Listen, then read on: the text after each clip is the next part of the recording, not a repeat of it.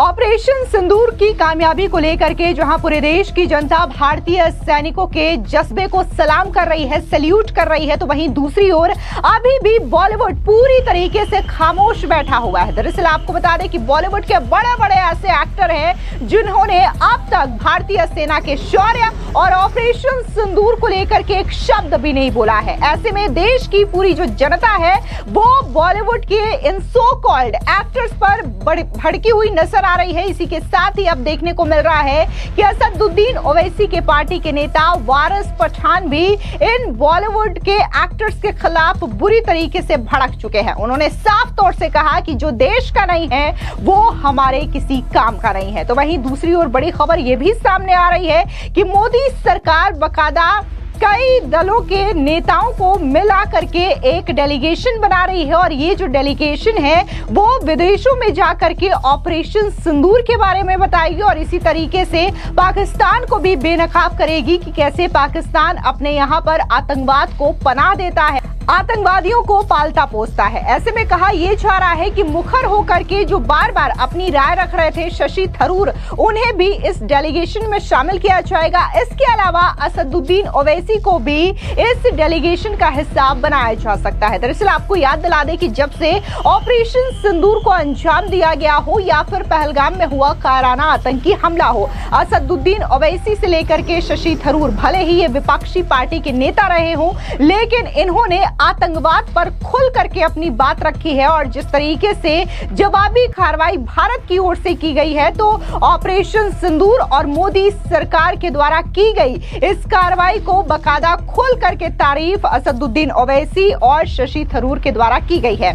ऐसे में ये बड़ी बात कही जा रही है कि जो डेलीगेशन विदेश में भेजा जाएगा इसमें शशि थरूर और ओवैसी शामिल होंगे। लेकिन सबसे पहले बात अगर हम करें वारिस पठान की, तो उन्होंने बॉलीवुड को सख्त ये चेतावनी दे दी है। दरअसल आपको बता दें कि पिछले कुछ दिनों में AIMIM चीफ असदुद्दीन ओवैसी पाकिस्तान और आतंकवाद के खिलाफ खुल करके अपनी आवाज उठा रहे हैं। अब उनकी पार्टी के प्रवक्ता वारिस पठान भी मुखर होकर हर मुद्दे पर जवाब दे रहे हैं। भारत पाकिस्तान तनाव पर देश के लगभग सभी लोगों ने अपनी अपनी राय रखी। मुद्दा चाहे पहलगाम आतंकी हमला हो या फिर उसकी जवाबी कार्रवाई ऑपरेशन सिंदूर का। वहीं बॉलीवुड गलियारों से खासा आवाज नहीं उठने के कारण कई तरीके के सवाल पूछे जा रहे हैं।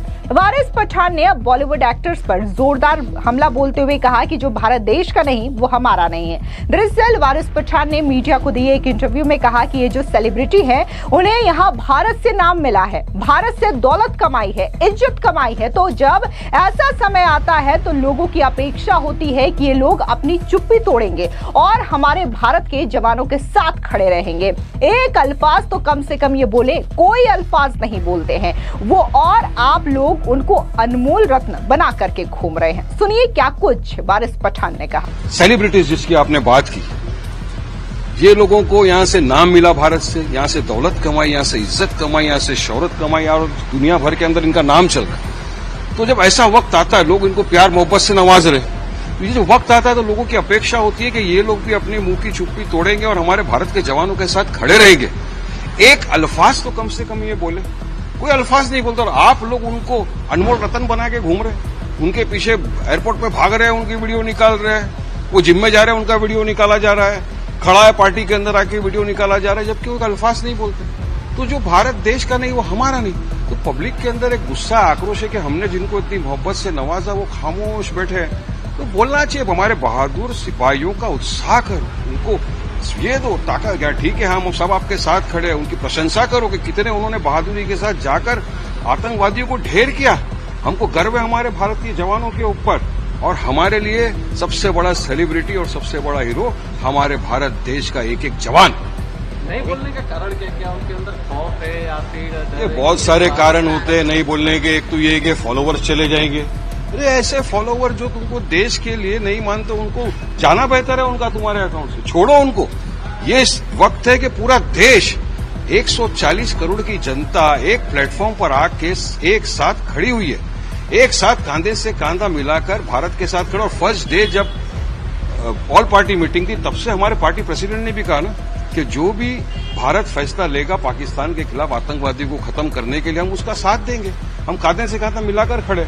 पूरा देश खड़ा है। तो ये इनकी जवाबदारी बनती है, जिम्मेदारी बनती है, क्योंकि इनकी एक अल्फाज मायने रखता है। इनके करोड़ों मिलियंस फॉलोवर होते हैं। एक प्रोत्साहन करना है, भाई बस कि हम जवानों के साथ खड़े हैं, ये बड़ी बात होती है। मगर ये चुप्पी साधना और इस तरह से खामोश रहना देश की जनता देख रही है और इनको जवाब देगी। दरअसल आपको बता दें कि बॉलीवुड में कई सारे ऐसे स्टार्स हैं जो कि अभी तक ऑपरेशन सिंदूर को लेकर के कोई भी शब्द नहीं बोल रहे हैं। ना ही वो ऑपरेशन सिंदूर की कामयाबी के लिए सराहना कर रहे हैं और ना ही उन्होंने सेना की इस जवाबी कार्रवाई को लेकर के एक शब्द बोला है। इसमें न सिर्फ शाहरुख खान, सलमान खान, आमिर खान जैसे सितारे शामिल हैं, बल्कि ऋतिक रोशन से लेकर के रणवीर कपूर, रणवीर सिंह, तमाम ऐसे स्टार्स हैं जिनके नाम लिए जा रहे हैं और सवाल पूछा जा रहा है कि आखिर इन्होंने चुप्पी क्यों साध ली है। तो वहीं दूसरी ओर कई सारी एक्ट्रेसेस हैं जो कि खुद आर्मी बैकग्राउंड से आती हैं, उन्होंने भी एक शब्द ऑपरेशन सिंदूर को लेकर के नहीं बोला है, फिर चाहे वो प्रियंका चोपड़ा हो या फिर अनुष्का शर्मा हो। दरअसल आपको बता दें,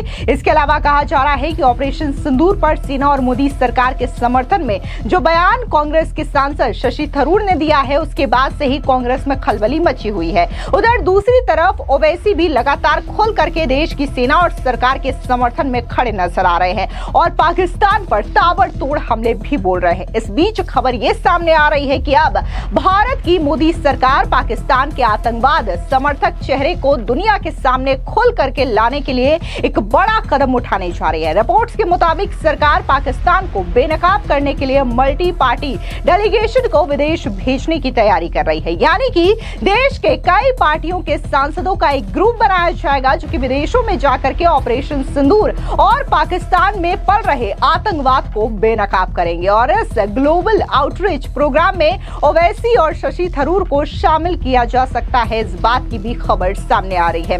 अगर शशि थरूर को इस डेलीगेशन में शामिल किया जाता है तो कांग्रेस पार्टी की बौखलाहट और भी ज्यादा देखने को मिल सकती है, क्योंकि पिछले दिनों जब शशि थरूर लगातार सेना के समर्थन में बयान दे रहे हैं, प्रधानमंत्री मोदी के इस कार्रवाई की सराहना कर रहे हैं, तब से ही कांग्रेस पार्टी पूरी तरीके से बौखलाई हुई है और कांग्रेस पार्टी ने तो साफ तौर से यह कह दिया कि शशि थरूर का यह अपना निजी बयान हो सकता है, उन्होंने लक्ष्मण रेखा क्रॉस कर दी है।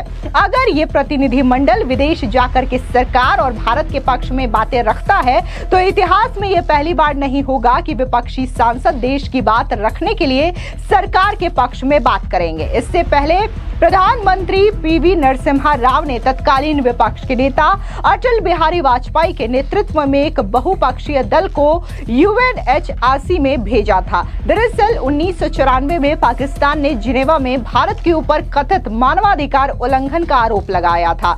उस समय अटल बिहारी वाजपेयी ने भारत का पक्ष रखा था और पाकिस्तान को मुंहतोड़ जवाब देने का काम किया था। सेम यही काम जो है कुछ दिनों में असदुद्दीन ओवैसी और शशि थरूर भी करते हुए नजर आ सकते हैं, क्योंकि जहां असदुद्दीन ओवैसी खुले मंच से पाकिस्तान मुर्दाबाद के नारे लगाते हैं, मोदी सरकार की कार्रवाई को सराहते हैं, सेना का समर्थन करते हैं, तो वहीं दूसरी ओर अगर बात हम शशि थरूर की करें तो उन्होंने भी ऑपरेशन सिंदूर को सटीक कार्रवाई बताते हुए मोदी सरकार और सेना की तारीफ की थी। उन्होंने न सिर्फ नेशनल प्लेटफॉर्म पे ये बातें कही बल्कि इंटरनेशनल चैनल्स में भी बाकायदा शशि थरूर ने अपना बयान रखा था और ऑपरेशन सिंदूर की सफलता को लेकर के सरकार की सराहना की थी। फिलहाल इस पूरी खबर पर आपकी क्या राय है, कमेंट सेक्शन में जरूर बताएं। धन्यवाद।